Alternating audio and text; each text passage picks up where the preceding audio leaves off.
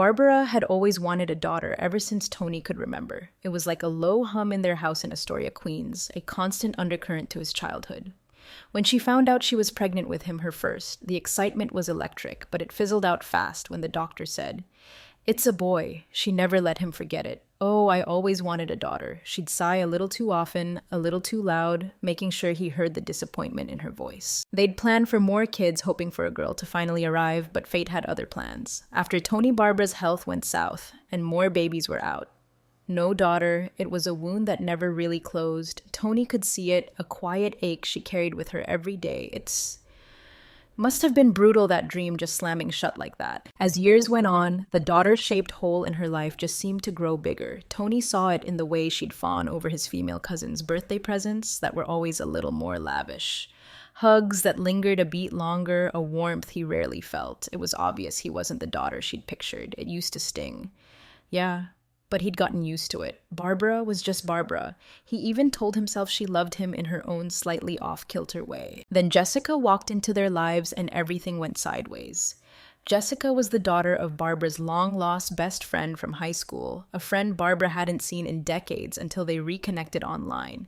The minute Barbara met Jessica, it was like lightning struck. Jessica was drop-dead gorgeous, no question, and Barbara, well, she became obsessed. Jessica was perfect. Barbara declared perfect for Tony. He was single, and Barbara had been playing matchmaker for years, a string of disastrous blind dates, but Jessica was different. This wasn't just matchmaking, it was a full-blown fixation. Weeks of non-stop Jessica talk, how stunning, how amazing, how they were meant to be. He finally caved, agreed to a date just to get some peace. Jessica was beautiful, fine. Barbara had nailed that part, but as the evening at that Italian place on Ditmars Boulevard dragged on, Tony felt like he was talking to a mannequin. He always asked about dreams, goals, what got people fired up.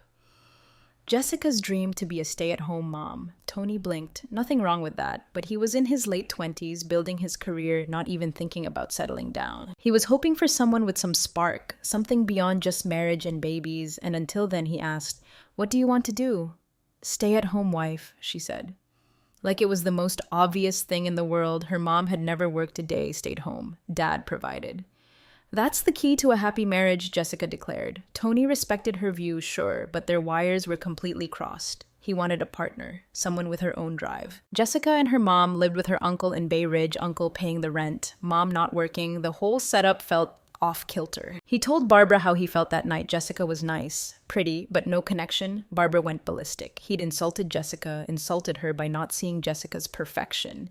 He hadn't given her a chance, Barbara insisted, hadn't seen how right she was. Tony stood his ground, but Barbara was a force of nature when she wanted to be. Next thing he knew, Barbara invited him for dinner. Normal enough, except when he walked into their living room in Astoria. Jessica was there looking about as thrilled as he felt. Barbara and Robert grabbed their coats, sudden evening out, urgent, couldn't be missed. Barbara turned to him, a glint in her eye.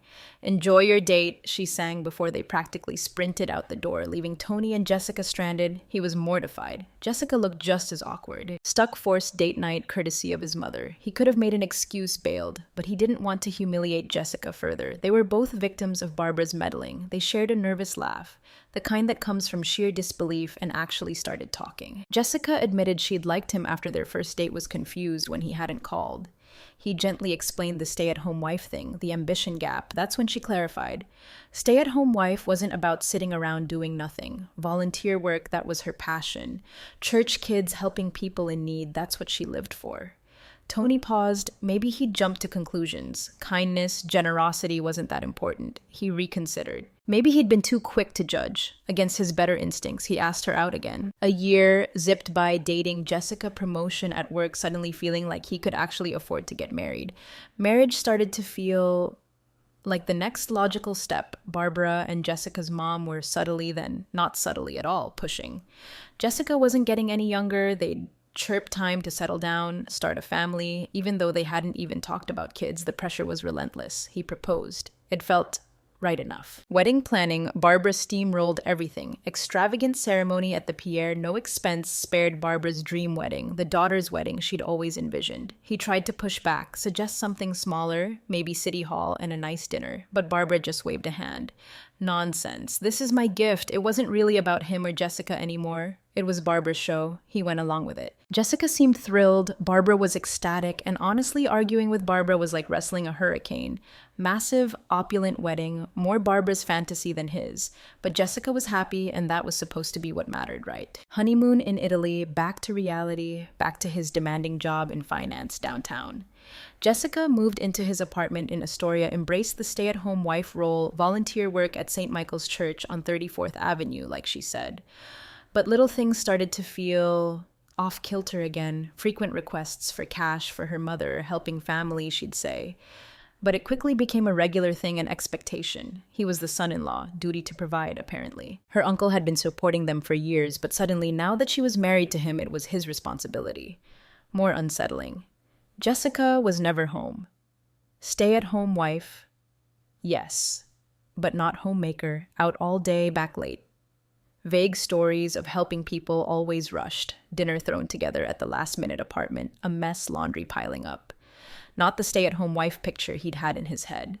Calm conversations balancing volunteer work and home. Promises to do better, but nothing changed. Excuses piled up like the laundry, too busy. Someone needed her help. Lost track of time. Something wasn't adding up. One Saturday, another late dinner scramble. Tony decided to surprise her at St. Michael's, see her in action. Maybe even lend a hand, understand this all-consuming volunteer work. He walked into the church office, asked for Jessica blank stares. Jessica, who no one recognized her name, asked around different people, same blank looks. Jessica had never volunteered there, not once. Cold dread settled in his stomach, months of church stories, all lies. Maybe wrong church, maybe she'd switched churches. He wanted to believe there was some reasonable explanation. That evening, Jessica breezed in another elaborate story about her day, all the people she'd helped at St. Michael's. He played it cool. Which church was that again? Today, he asked casually. No hesitation. St. Michael's, she said confidently, the very church he'd just left. Lie blatant, bold, lie, why? Where was she really going? He had to know. Next morning, Monday, heading to work, suit and tie, briefcase, the whole Wall Street charade. But he parked his car a block away out of sight, watching their apartment building. An hour later, Jessica strolled out. Not her usual modest church clothes, tight denim shorts, tank top, sunglasses perched on her head. Outfit he'd never seen her wear, got into her car, not towards the church downtown in the opposite direction, his heart hammered against his ribs. He followed, keeping a few cars back traffic, weaving through Long Island City errand, meeting someone from church somewhere else. Hope flickered, then died as she turned off Park Avenue. Pulled into a quiet Upper East Side street, parked in front of a brownstone, man walked out, and then right there on the sidewalk, they kissed. Full-on passionate kiss, broad daylight in front of God and everyone. His stomach lurched. They embraced, arms wrapped tight, comfortable like it was second nature affair, long-term serious affair. Everything snapped into focus. Late nights, lies, volunteer work. The whole charade he'd been played. Jessica and the man walked into the brownstone together, arms still linked, disappearing inside. Tony sat in his car, staring at the building, the brownstone suddenly feeling like the epicenter of a lie that had swallowed his entire marriage. First instinct, call Barbara, tell her everything. But he knew Barbara, she'd explode, confront. Jessica, tip her off. He needed proof. Solid, undeniable, irrefutable proof. 2 weeks, operation evidence gathering. Work, but really following Jessica? Same routine every morning, work. Parked down the block, watched her leave. Same Upper East Side brownstone every day, photos, times holding hands, kissing on the doorstep, sometimes even in the car, then her phone. One night, shower running, he took a deep breath, unlocked her phone messages. There they were, explicit, longing, secret meetup, stolen moments. He scrolled. Stomach churning, each message a nail in the coffin of his marriage. He was just a cover, a convenient husband, while she carried on her real relationship. Worse, the man. High school boyfriend, social media deep dive confirmed. Never married, string of short-term relationships, commitment, phobe extraordinaire. He'd never committed to Jessica, so she'd married Tony instead, but never let go of the other guy. Proof stacked high, digital and photographic lawyer time consultation in Midtown divorce options, asset protection.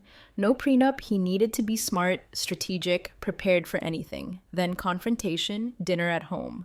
Jessica rushed in late, throwing together a sad excuse for pasta. He sat her down at the kitchen table, the fluorescent lights buzzing overhead. I know everything, he said.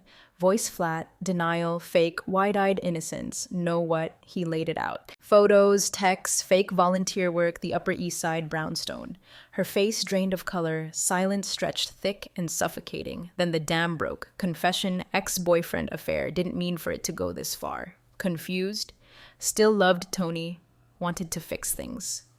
He didn't believe a single word. I'm filing for divorce. He said the words final heavy. Her face shifted guilt to panic, begging, pleading, work through it, overreacting. Everyone makes mistakes. He was done. Group, text, Barbara, Robert, Jessica's mom, all in photos, text, detailed explanation of why this marriage was over. No room for Jessica to spin it. No chance for Barbara to rewrite the narrative. Explosion.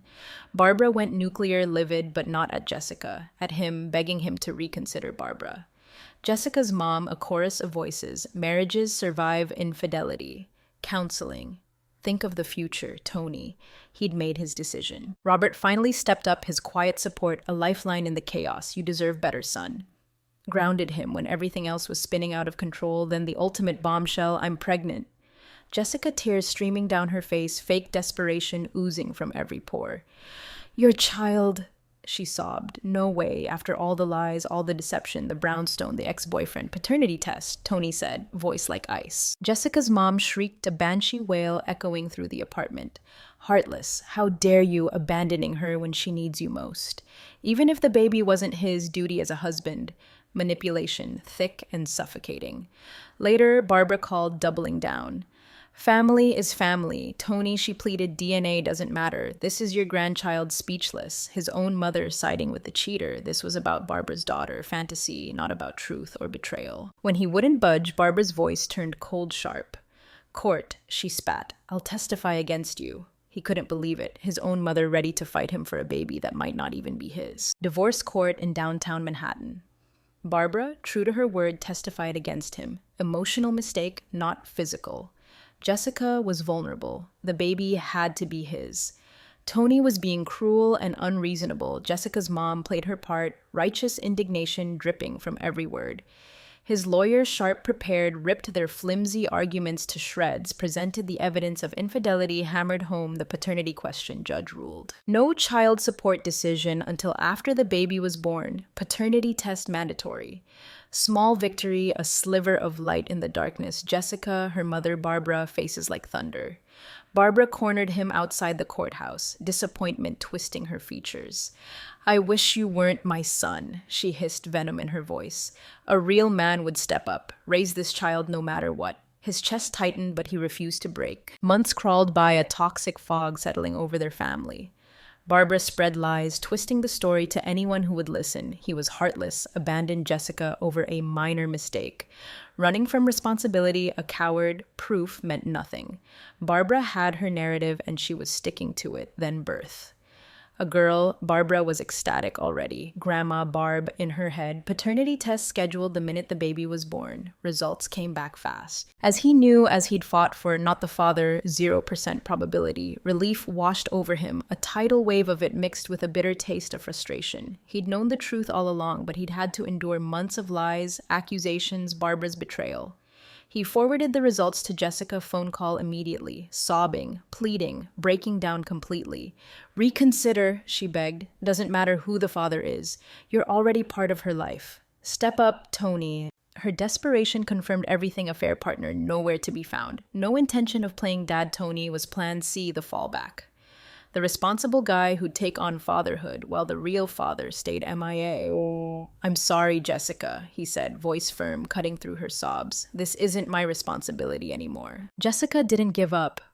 Calls, voicemails, tearful pleas to rethink, forgive, be a man. She even showed up at his apartment building late one night, buzzing his intercom, begging him to let her in. He ignored it, door stayed locked. Done. Barbara, though Barbara was another story, reality-proof paternity test. Just a piece of paper, technicality, didn't change anything. Jessica's daughter, her granddaughter, end of story, monthly checks to Jessica, babysitting gigs, baby photos plastered all over her social media, granddaughter fantasy twisted, warped. But Barbara's reality now, he was beyond exhausted. Time to detonate the whole mess. Facebook post public for everyone to see, laid it all out. Jessica's affair, the trap baby, Barbara testifying against him, the paternity results, everything. Tired of being the villain in Barbara's warped version of events. If Barbara wanted to play grandma to someone else's kid, fine, but he wasn't going to be dragged through the mud anymore. It worked. Explosion bigger than he'd imagined. Family, friends, people he hadn't spoken to in years all turned on Barbara. Initial whispers, doubts now, a tidal wave of outrage. Comments flooded in demanding Barbara be a better mother to Tony, that he was the victim. Not Jessica. Barbara's furious phone call came within hours screaming about betrayal, airing family laundry in public. The irony was so thick it was suffocating. This was the woman who'd testified against him in court. That phone call was the breaking point for Robert. Months of walking on eggshells, trying to stay neutral, watching Barbara's descent into obsession, it all snapped. Massive argument shouting match that shook their little house in Astoria. Robert, voice raw. Ultimatum, let it go, Barbara, or I'm leaving. She couldn't. Robert left. 5 months now. Parents' marriage in ruins. Robert moved in with Tony, exhausted, defeated, still loved Barbara, he said, but can't live with someone who chooses delusion over reality. Tony got it, still stung knowing Barbara had chosen Jessica a lie over him, her own son, but he was starting to find a kind of weary peace. Barbara's grandma game her choice, not his problem, Jessica. Gone from his life, hopefully for good. Probably still out there looking for someone else to foot the bill, play daddy to a baby that wasn't his. Not his circus, not his monkeys, he was finally truly free. And for the first time in a long time, Tony had absolutely no regrets.